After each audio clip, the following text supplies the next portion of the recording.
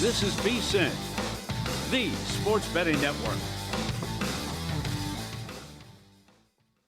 Follow the money. That's what I always say. You always follow the money. Yeah. This is Follow the Money with Mitch Moss and Paulie Howard on VSiN.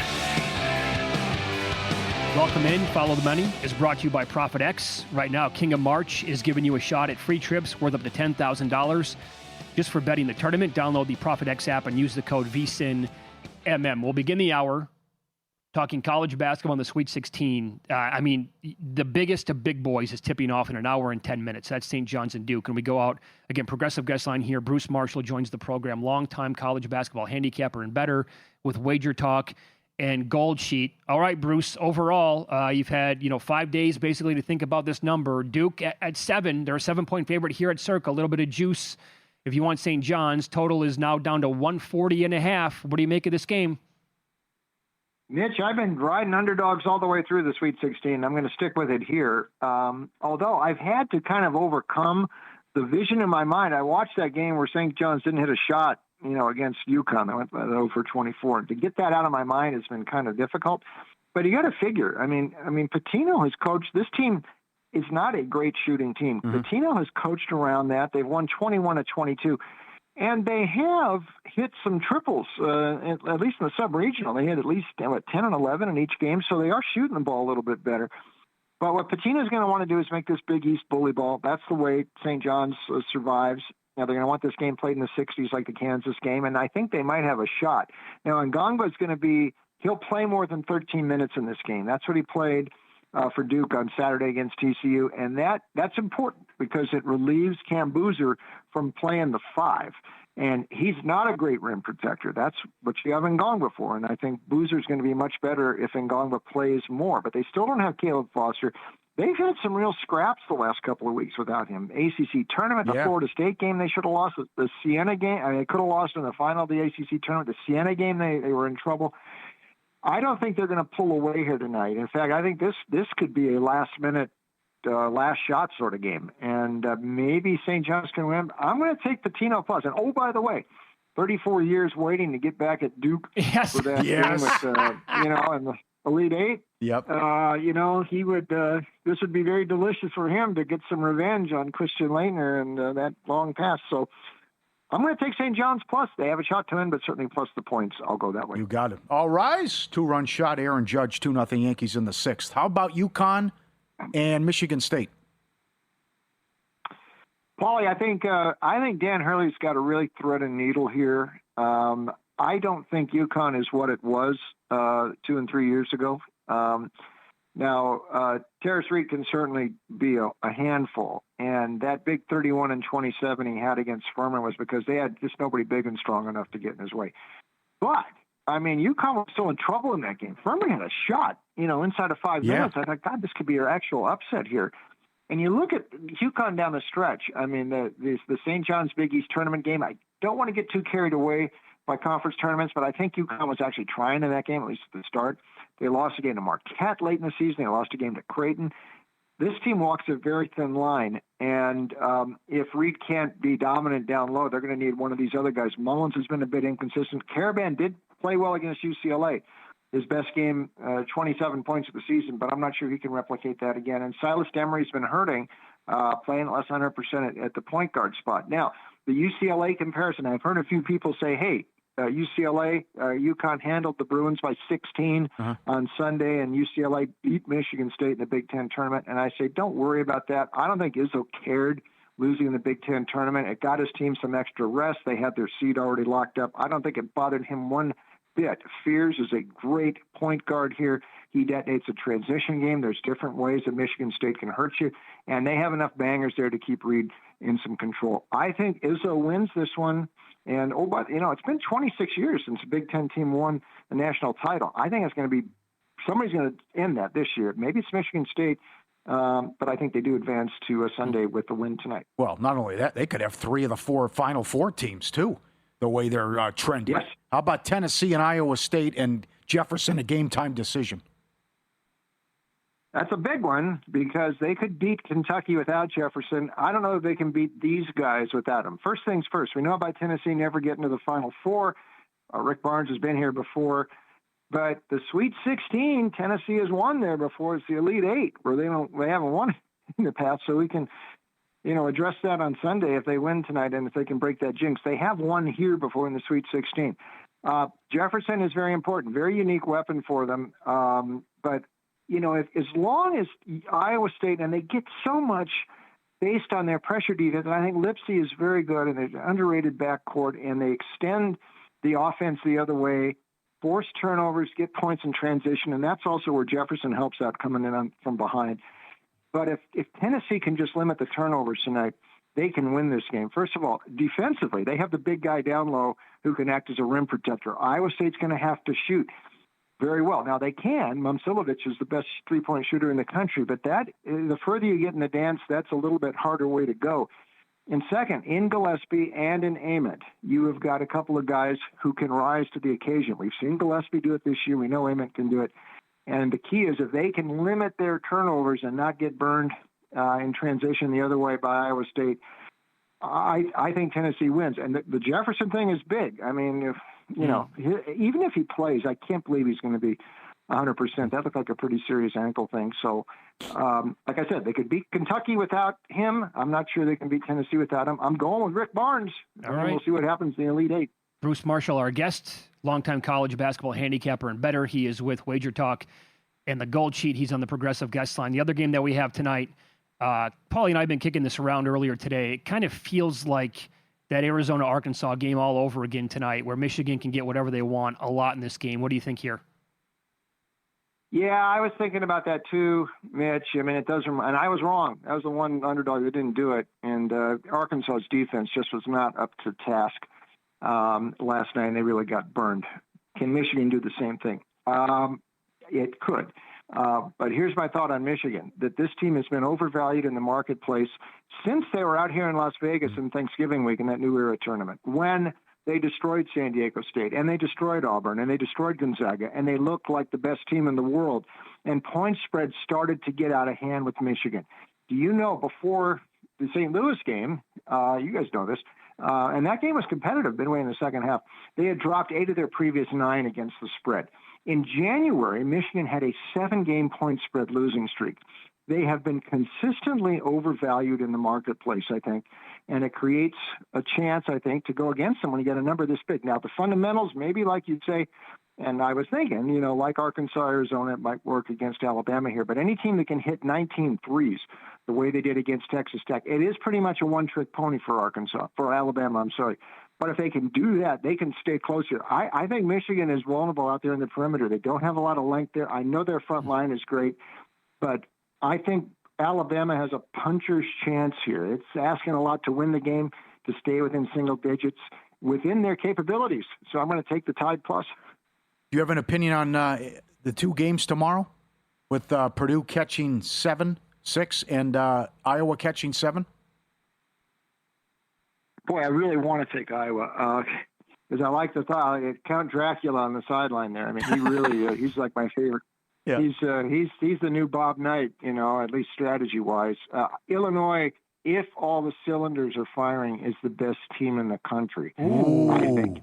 But there's maybe Iowa can, they played them before. Maybe they can slow them down. So I'm a little reluctant to go against McCollum here. I've got so much respect for him. Yeah. I'm struggling with the other one right now because Arizona looked so good the other night, but I think Arkansas is just complete, inability to do anything on the stop end. Yeah. Purdue is going to be more resolute than that. And like we talked off air, they got a break when they didn't call Coffin Wren for pushing off Swain at the end, but they were still in position to win.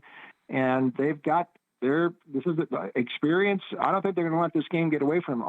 Arizona had some close games recently until even that Utah State game last week, that they haven't blown the other team away. And something tells me Purdue's going to hang around. Maybe not win.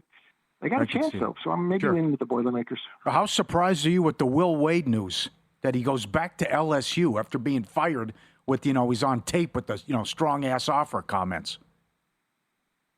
Yeah, because it's LSU, I'm not shocked because I had heard that was happening, and the only places I could see that would do this would be like LSU or Auburn. I was talking to the air guys down in Baton Rouge and Memphis earlier. we can't envision a big school doing this. And I'm trying to think of a time when a school rehired a coach who got fired there because of getting hit by the NC2A. I think this is unprecedented. John Robinson at USC on the football side, but they didn't fire him the first time. He resigned on his own accord, and that was a couple of years after they got hit probation. He came back more than a decade later, then they fired him. But to rehire a guy that you fired because of NC2A hit, this is unique. So in that regard, I am surprised. But the fact that LSU doing it, hey, I guess anything goes. LSU, Auburn, don't surprise me that they would do something like that. They're the only two I can think that would. So I guess I'm not surprised, although it seems unprecedented. That's right. Yeah. Thanks, Bruce. All right, Bruce, you're the Good best. luck. Okay, boys. Take care. That is bizarre. I know. So it you is. got Kim Mulkey, Lane Kiffin, and Will Wade now. What a At trio. LSU. No kidding. Stanton went deep as well. 3-0 Yankees, bottom of the sixth. Back to back? I think it was back to back. Yeah. Okay. Second half number, UConn, Carolina. The Lady Huskies lane 16. They're up 8? I believe that It's is 28-20? 28-20, I think, yeah. Okay. So then What's the money line? I don't see one in the second half. Hey, Syracuse hung in there. I know it. Played them even. I know it. That was also 50, 60 point game. Second half total 67 and a half. 32 years in a row, the Lady Huskies have made the Sweet 16. Oh, man. You know what we have to do? We have to discuss mention markets tonight. Yeah, Iron Eagle. We had them on He's aware. Tuesday. We'll do that coming up on Follow the Money. It's VSiN, the Sports Betting Network.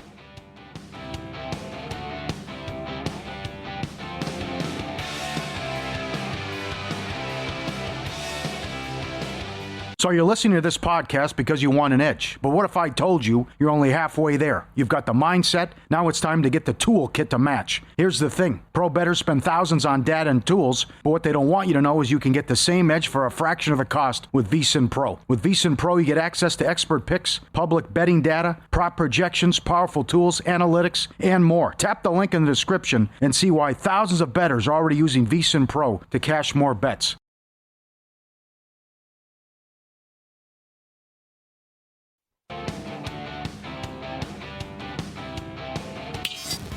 This is Follow the Money on VSiN. We had Ian Eagle on the program on Tuesday. Guy, I love talking to that guy. He's so good. He's one of the best play-by-play guys of our lifetime. And he's been on the Duke game so far in the tournament. He's going to be on their game tonight as well against St. John's. And he has such a great personality and a great sense of humor. You can throw anything at the guy. And you brought up the mention markets to him. He said, I'm unaware. Should I be aware? I'm like, well, you can be. You want us to text you a couple of this stuff, things? I'm also available if you got, right, you need a favor, I'll come through. Right? Yes, right? Yeah. So NIL tonight, currently, prediction markets.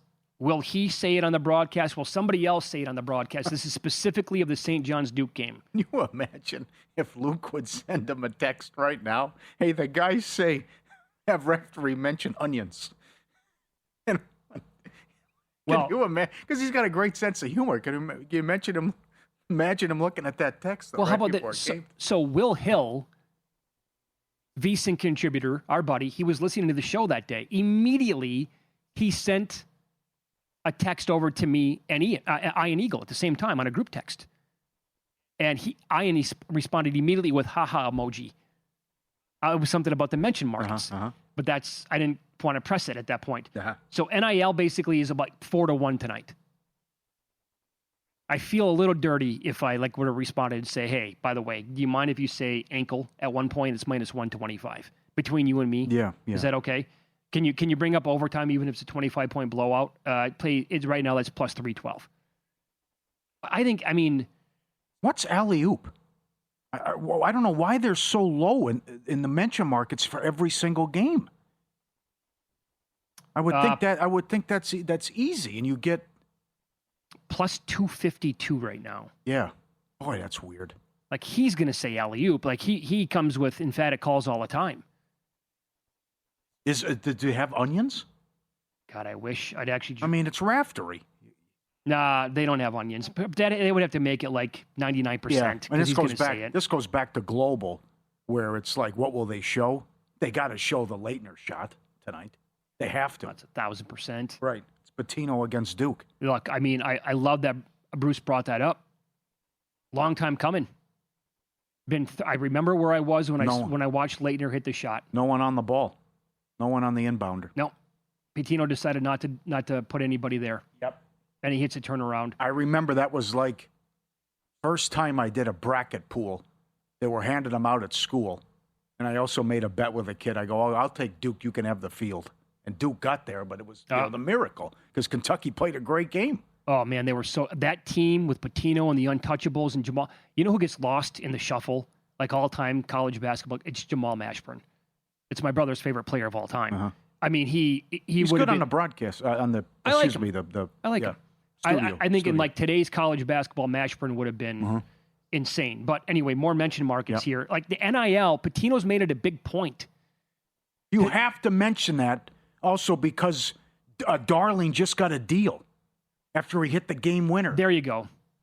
And they have to go through his path, transferring in from Idaho State. And then the commissioner of the Big Sky saying, hey, this is how you do it. Right. You come here and you can wind up and be a hero at St. John's. Sure. I don't mind that message, actually.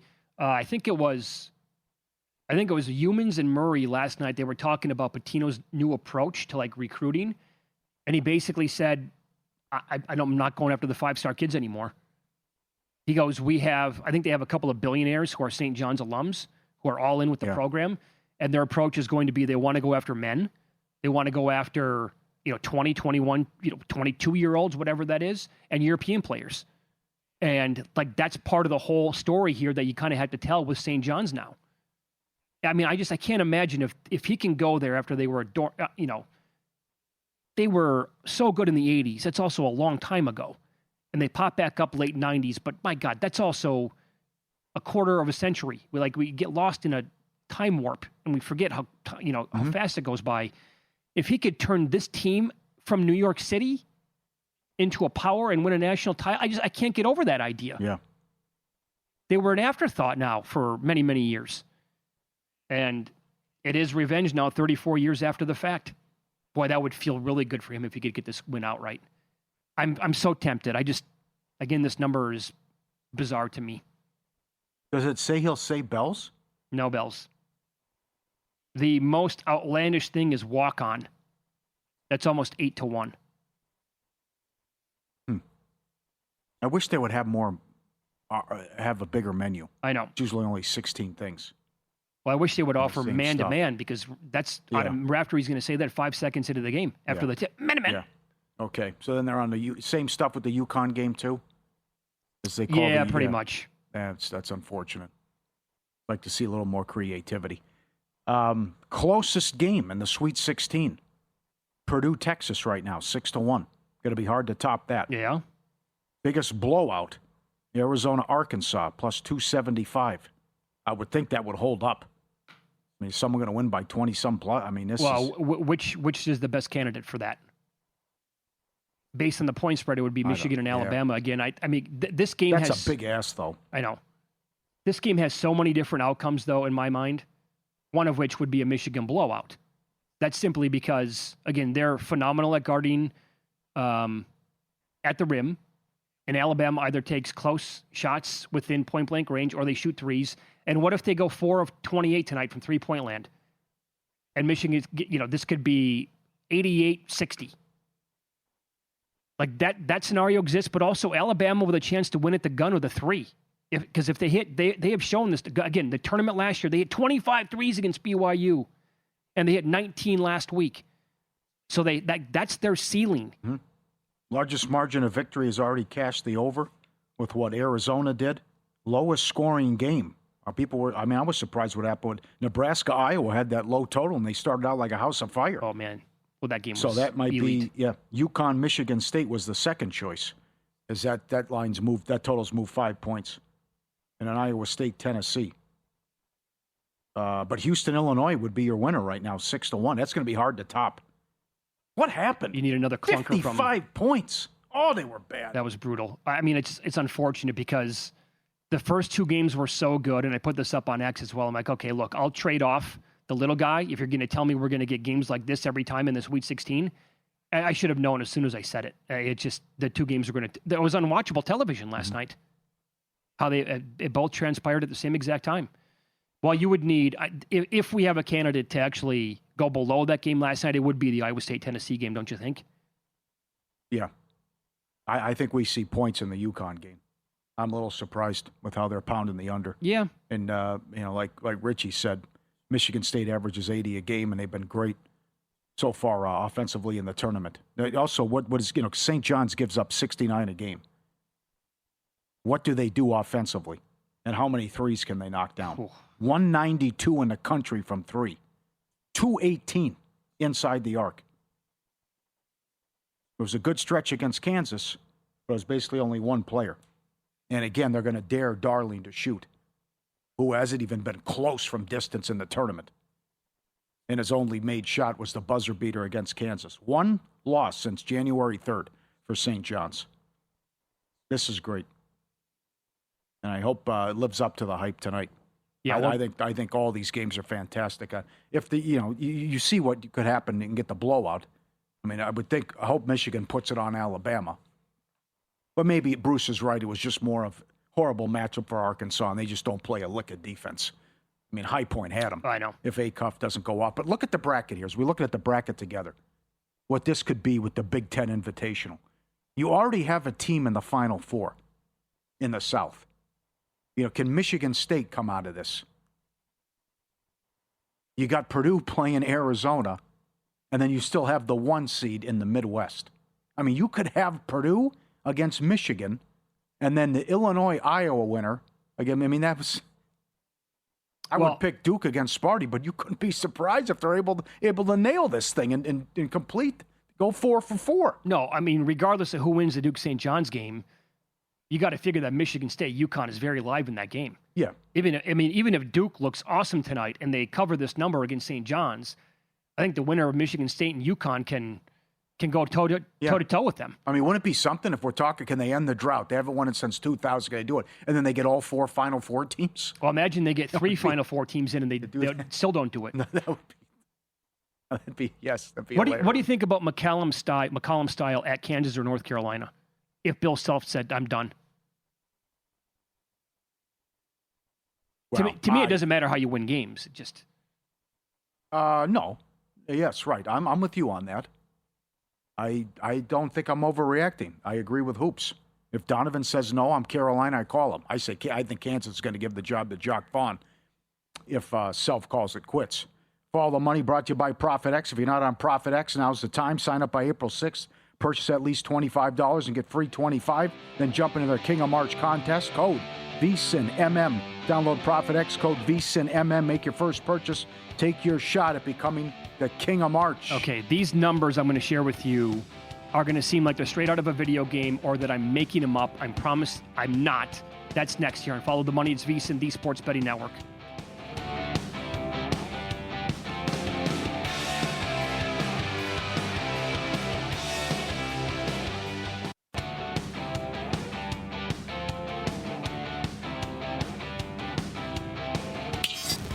This is Follow the Money on VSIN.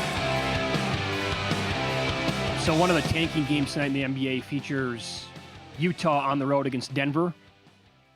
Denver's currently a 19-point favorite in this game. So I couldn't believe it, the run that Joker's on right now. And to think, like, he has no chance to win the MVP, but, their team is not exactly super high in the standings, and he's won it before, and whatever else he has going against him. So his last 3 games, Nikola Jokic has averaged 22.7 points, 17.3 rebounds, and 16.7 assists. Those are real numbers. Yeah. Okay. So I'm screwing around today. Multiple books are going to let you ladder numbers the way that you would prefer to do it. You can climb the ladder, certain rungs. At FanDuel, 20 plus tonight, 16 rebounds and 14 assists is only plus 714. At stations out here in Las Vegas, getting a little crazier, 20 points, 18 rebounds, and 15 assists is 20-1. Problem would be they're 19-point favorites against the Jazz. What if they're up by 40 points 6 minutes into the third quarter, and they're like, yeah, we're good. Yeah. No reason to definitely. play him anymore. Yep. Your comeback could be, what if he has it at halftime? Yeah. Which he has before. Murray had 53 the other night. That's too. right. Right. So these are crazy point spreads tonight. The 18 parlay pays plus 180. You want to throw Toronto in there. If you want to take Toronto out, it pays plus 125. The Pelicans aren't tanking, but they're on a back-to-back, and Toronto needs the game as well. I'm interested to watch Atlanta and Boston and see, because Atlanta's won 14 of 15, but it's just they've been hit by the deck with the schedule. It's been crazy. Tanking, or teams that have been decimated by injury, and then they went to Houston and got blasted. So let's see, no Brown tonight, what that looks like on the road, catching 4.5 against the Celtics, and the Celtics off the big win at home against OKC. A game up on the Knicks now for the 2 seed and the division for Boston. What do you make of that with no Brown? It's tough because Atlanta's, I don't know what to do. They're playing well, but and blowing teams out. And Johnson and Alexander Walker have been so good. But the comeback is you're laying double digits in all these games. Sure. And Boston is so good no matter who's in and who's playing.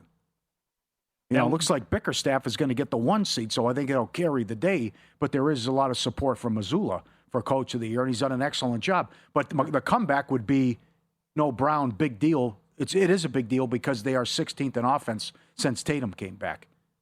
Or maybe it's a game that others go off. But right. I think it's a good, because I think you'll know right off the bat if, like, okay, Atlanta's not on this level. They're playing good ball, but the schedule's easy, so. I would actually be, if like Tatum was out tonight and Brown was in, I think I'd lay it with the Celtics. But with Brown being out, yeah, does Tatum go off then? Does he go for 40 tonight? They've been playing a lot of high-scoring games, Atlanta, too.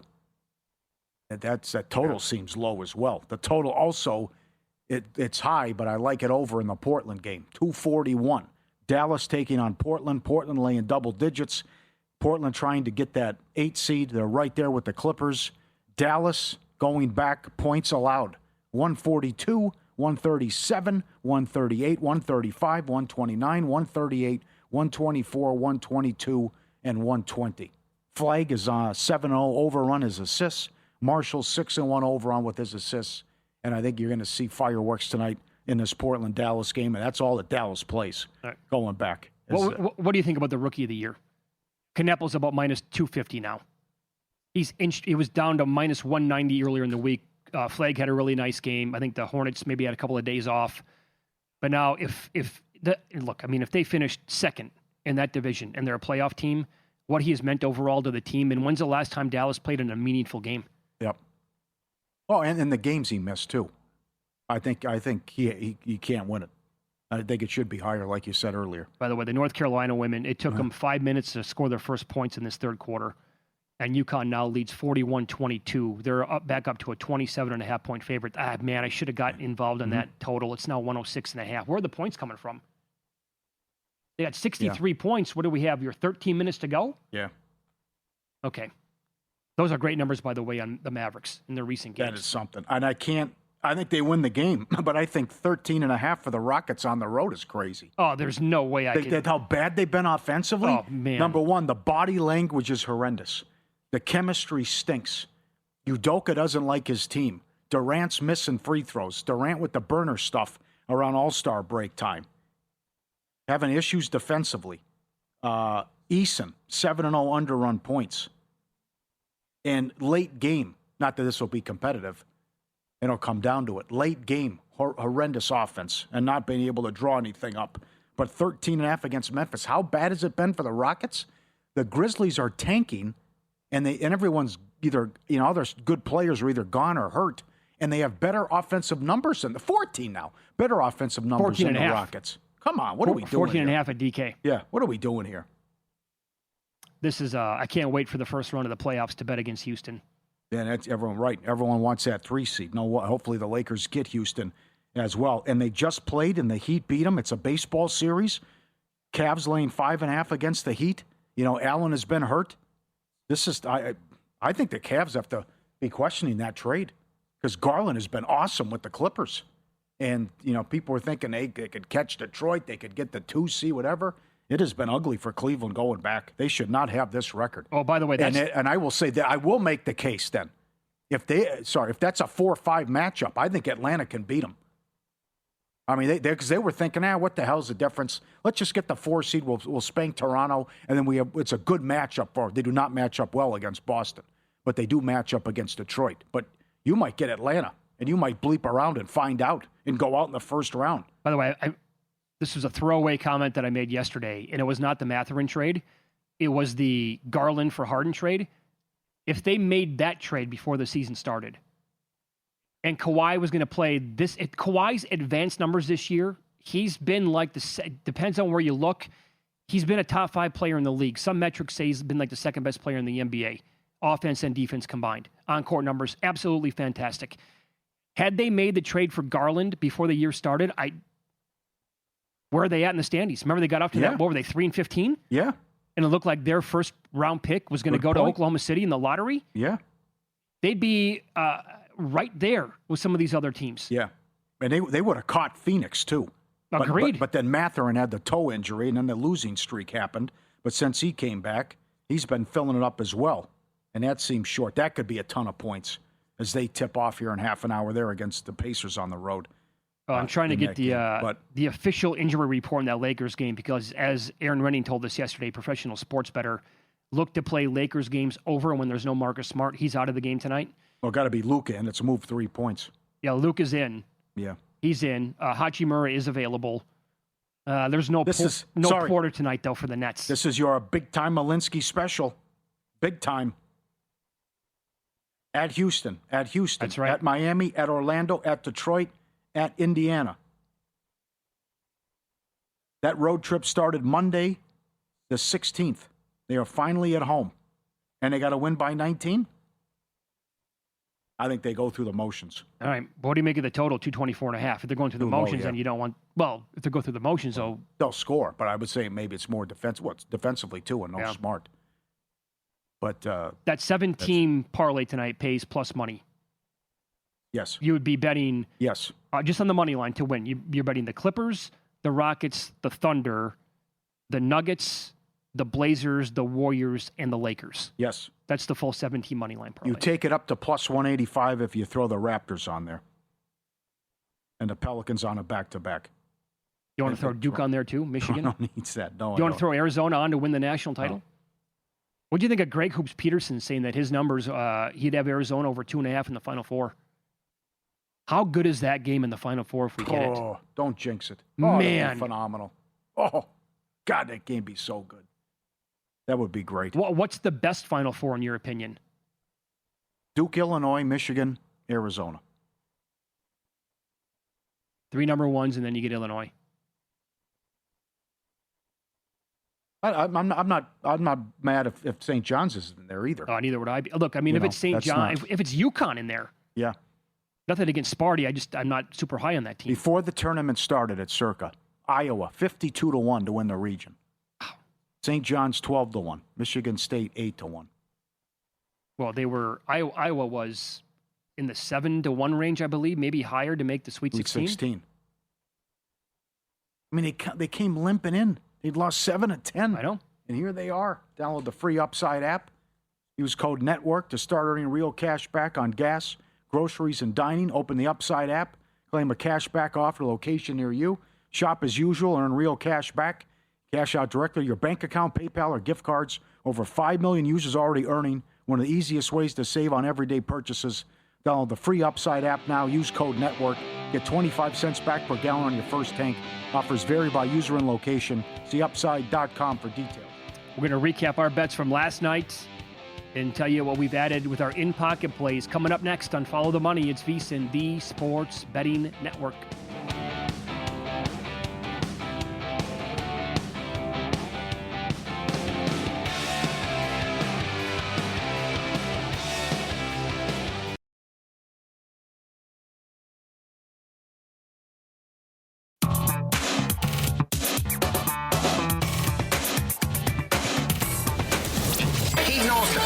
On coke if his girlfriend was not. These games are a burial, a blowout, a human lock. You can bet your children's unborn children these games! I was so good that whenever I bet, I could change the odds for every bookmaker in the country. A lot of people expect fireworks tonight in the NBA. Clipper-Pacer total open 233. That's jumped up 6 points. Laker-Nets total open 218.5. That's up to 224. And the Portland-Dallas total open 235. Up Wow. to 241. Yes. Winner last night, Penguins, Senators, goal 4 minutes in. 11 in a row for the Penguins. Back with that tonight, only 2 games on ice. Rangers have been on a nice run. A lot of them have been road games, but they're at home tonight against the Blackhawks. Get to that coming up. Total games to go to overtime, 3.5. Under -130. Caesars and Will Hill. Boy, you almost had 2 last night. Almost got it. Yep. Michigan State plus the 2 against UConn. Go get them. Izzo, 30-7 straight up in the tourney with time to prep. They average 80 a game. They've been awesome so far offensively in the tournament. Goal in the first 10, Rangers and Blackhawks. And the Tankapalooza parlay, plus 180. I am throwing the Raptors on there as well. All your big boys tonight. Hope it comes in for you, Paulie. All right, good luck. Yankees got something brewing here in the top of the 8th. And they lead 3-0. Okay, so loser last night with the Knicks plus the 2.5. Respect the market. Money came in on the Hornets, moved to 1.5. And that was, I think, a 2-point game at the end of the first quarter. Never a game after that. I think this team can come out of the East. You want to get nuts? I think that team can win the entire conference. That's how good they are. This is no joke. This is not a blip. This is now 4 months, 3 months that we have. What happened against the Heat at home? I'd like to have that one back. I'm sitting on 150 and 250 to 1 to win the division.